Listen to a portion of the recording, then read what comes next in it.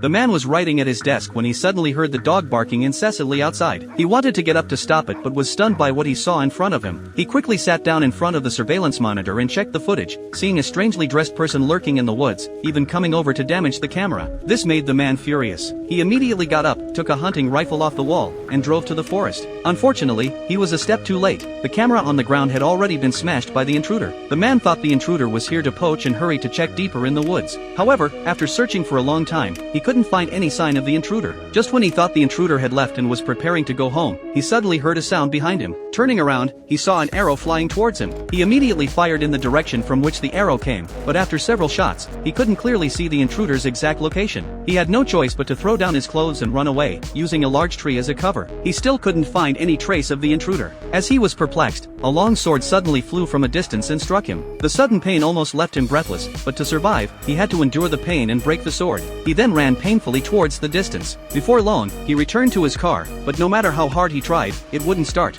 This made him feel desperate. It seemed he could only rely on his legs to walk back home. As he walked, he suddenly saw a car ahead. He went to check and saw it was clearly left by the intruder. The man quickly took out a key from his pocket and secretly made a mark on the car before turning to leave. Soon, the man staggered back home. He forcibly removed the arrowhead from his shoulder with pliers and cleaned the wound with some tools. After taking care of everything, he went to the surveillance monitor, wanting to see what the intruder was doing in the woods. But as soon as he turned it on, he was shocked to see a girl running frantically in the woods, with the intruder silently stalking her. Seeing this, the man quickly got up, packed all the weapons he could use into a backpack, and decided to save the girl being chased by the intruder. He quickly arrived in the forest and suddenly felt as if he had stepped on something. The man froze momentarily as an arrow flew towards him. To find out who was shooting at him, he came up with an idea. He took a can of paint from his bag, threw it into the air, and shot it, causing it to explode and cover the intruder's ghillie suit with paint. Realizing he was exposed, the intruder quickly got up and fled. The man wanted to pursue him but couldn't run due to his shoulder injury. He could only slowly search in the direction the intruder fled.